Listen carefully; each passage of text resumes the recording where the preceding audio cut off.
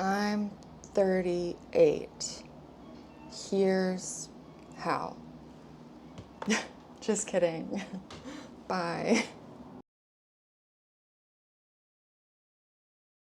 I made this video just like on a whim, and like I didn't even say like what is tretinoin, what is Retin-A, what is retinol. So tretinoin is Retin-A. It's just like a brand name of retinoic acid. It's a medication derived from vitamin A, and its primary use is to treat acne, but it also is heavily researched for the treatment of fine lines, wrinkles, and hyperpigmentation, pigmentation, stuff like that. It has like a bunch of research.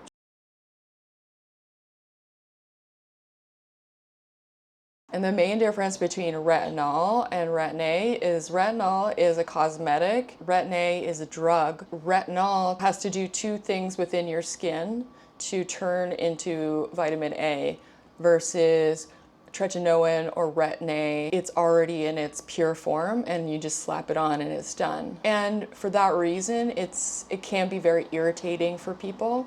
And that's why I made this video, because like maybe you are using tretinoin or Retin-A or retinol for that matter, because I know people who get a little bit of irritation from that as well. You can use the sandwich method for that as well. And that's why I made this video. And you guys, like I think I had said in my previous little clip that I just restarted my Retin-A prescription because earlier in the year I had this really terrible reaction to something at work. I don't know, cross reaction to something else. It was really, really hard to deal with. I wasn't able to use my regular skincare routine and my skin just got like wild. Like not only did like I get these like crazy puffy eyes from the reaction where they like bagged out and I was like, oh, I'm never gonna be beautiful again.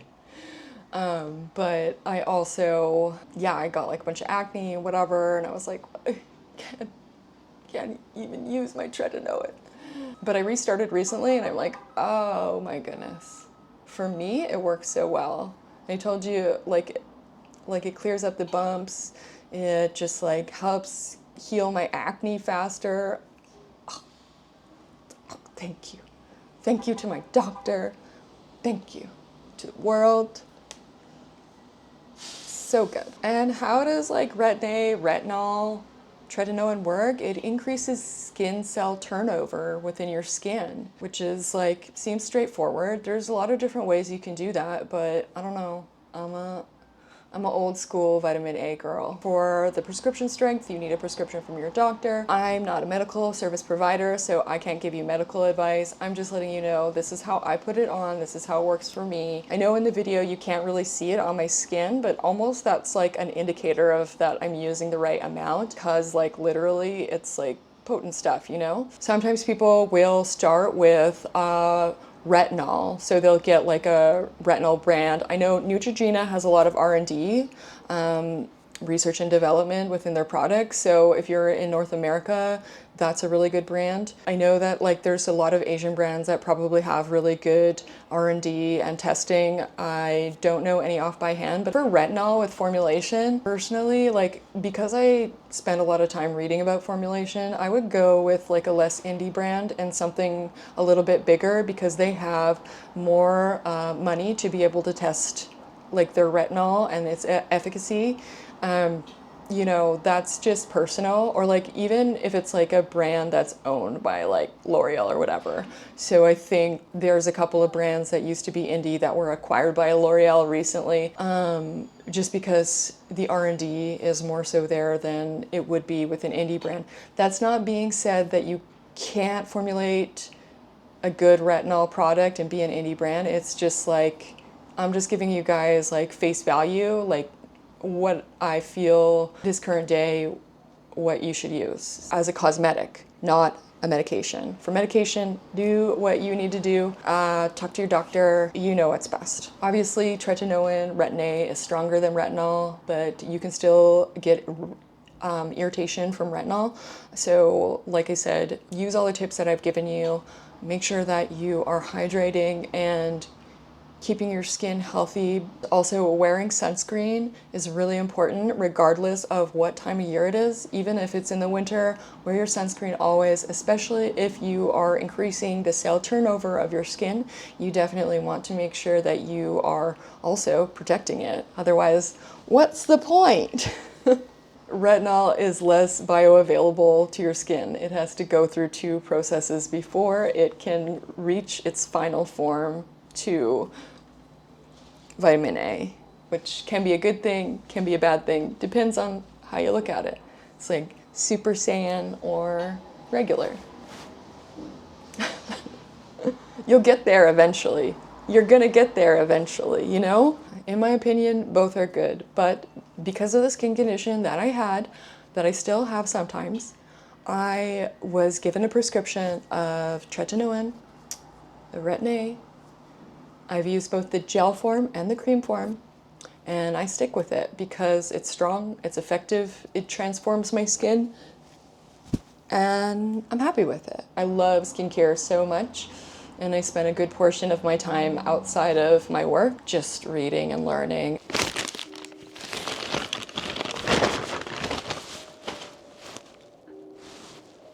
I've been using Retin-A since I was 25, 24, maybe 24. I'm 38 now. The only things that I've ever done really is have a simple skincare routine, moisturize, Retin-A, cleanse, and then obviously vary those things. Whatever, if I'm struggling with acne, maybe I'll use a salicylic acid face wash in the morning instead of like a boring one. But my skincare's always been pretty boring. Like, I don't buy a lot of products. The one constant in my life is my Retin-A. I still with it, and I probably will until I don't.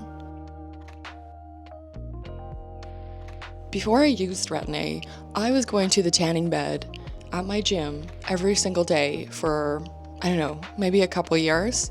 I know, it's a bad idea, and there's already information telling people not to go to the tanning bed. It's bad for you. Did I listen? No. During that time, the sun damage that happened to my skin, it created almost like these milias all over my face that wouldn't pop or wouldn't come to a head of a pimple and weren't pimples, and they continually showed up. And I was like, what's going on? I don't know. I'm very lucky that nothing else really happened aside from I got a sunspot. I have one very light sunspot. To help with this condition, I researched and read about Retin-A. And I think for this type of acne, almost weird milia thing, it's one of the only things that can help. It worked. However, it was a pretty long irritated skin road, and I was on the dose higher than the one that I have right now, and my skin just shedded so much in the beginning. But eventually I learned how to put it on in a way that the shedding was reduced and the purging was reduced. Though I do have to say, the first 3 to 6 months of me using it, the very first time, was horrendous. But I'm so glad that I pushed through it because my skin has been so much better ever since. I get acne still, and I still get those little bumps, but just very few in comparison. My skin is really beautiful. Like I said, and there's definitely, the anti-aging benefits, smoothing fine lines and keeping your collagen production up. It's just a really good skincare product.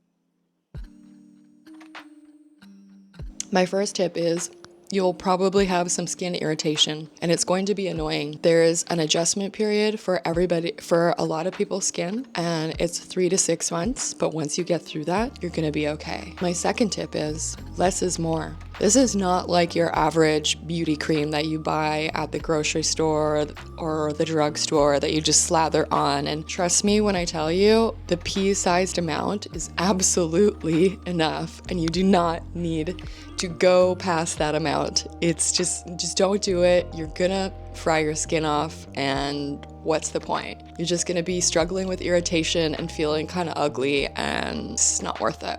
2, try the sandwich technique. Do you guys know about the sandwich technique? That's when you put your cream on and then you let that absorb, and then you put your Retin-A on, and then you let that absorb, and then you put cream on again.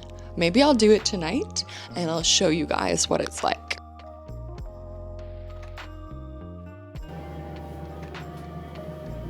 I used to have a hard time taking off my makeup and washing my face. And I'd say when I'm overworked, it's still a struggle. However, I try to find balance. And I try to do this thing, washing my face and taking care of it, because I care about myself. And I enjoy it. And it's an end to the day. And an end to the day means there's a new tomorrow. Or whatever. Anyways, that was micellar water. And as you can see, my skin's not the most perfect right now. I definitely have some acne. There was a woman on YouTube who talked about how she made her own face cloths out of cotton wool and just knitted them. And then I tried it, and I think it's a really nice way to get some gentle exfoliation. And then you don't have to buy a face cloth.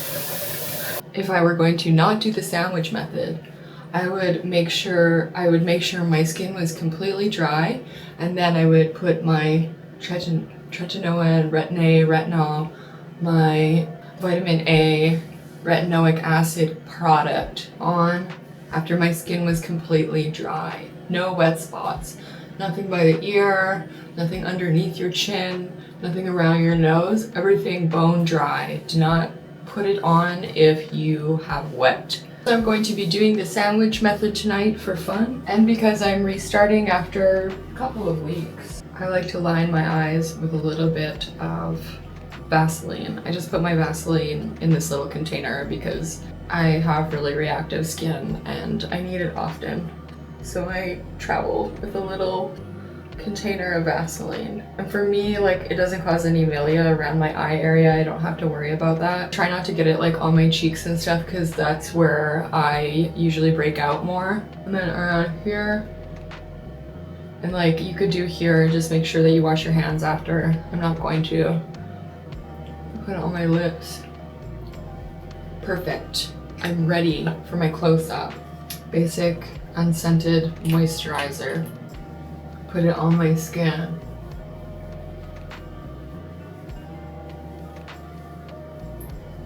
And my neck. If you're just starting Retin-A, you probably don't want to put it on your neck. I've been doing this for a really long time, so I'm going to put it on my neck. Allow moisturizer to dry. It shouldn't be wet at all. No, nothing. At this point, people probably get impatient, and then you would put it on and have a problem with your skin. But sometimes you gotta be patient, and in this case you definitely have to be patient. If you're using the gel, it absorbs into your skin easier, so just be mindful of that. Look, I'm using, can you see it? Like that much.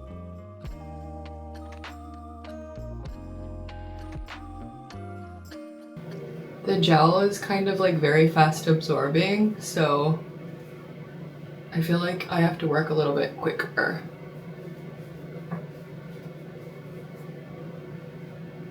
But it's not necessary to feel like you have a cream on your face or a gel. Like, you don't need to, that's where my H spot is.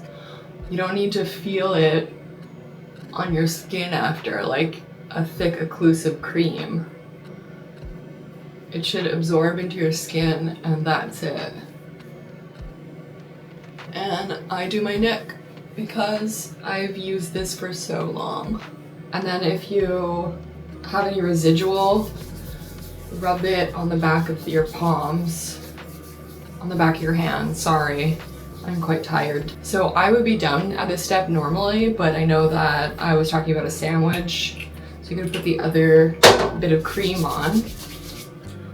I like to just press it in if I'm doing this. That's it. I'm gonna put some oil on my nails since I'm here. And that's it, you guys.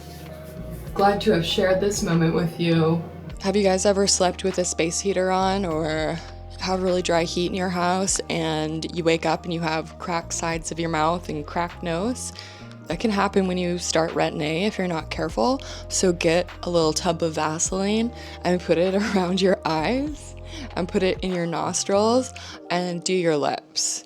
That will save you a lot of irritation around those areas, and it's also very occlusive, so your skin will stay happily moisturized. Retin-A becomes more irritating at the higher doses, so start low and go slow. You don't need to be on the highest dose unless obviously your medical service provider recommends that. Like, I used to be on the mid-range dose. It was fine eventually, but then I took a break, went on to the lower range dose, and I've been on that and it's still effective. Another tip is, like, you don't need to use it every night, especially when you're starting. Like, let's say there's 7 days in a week, right? So pick 3 out of 7 and stagger them. So do Monday, Wednesday, and Friday, and that's it. A lot of times we feel like we need to do something every day for it to be effective or good, and, you know, that's some place to work up to, not to be right away. Like, it's okay to aspire to do something different, but you don't need to be the perfect image of whatever that is as soon as you do something new. You know, it's almost impossible, at least from my experience. I feel like it's just like setting yourself up for feeling bad, and also setting yourself for really bad skin irritation if you have sensitive skin in this case. So try 3 days a week.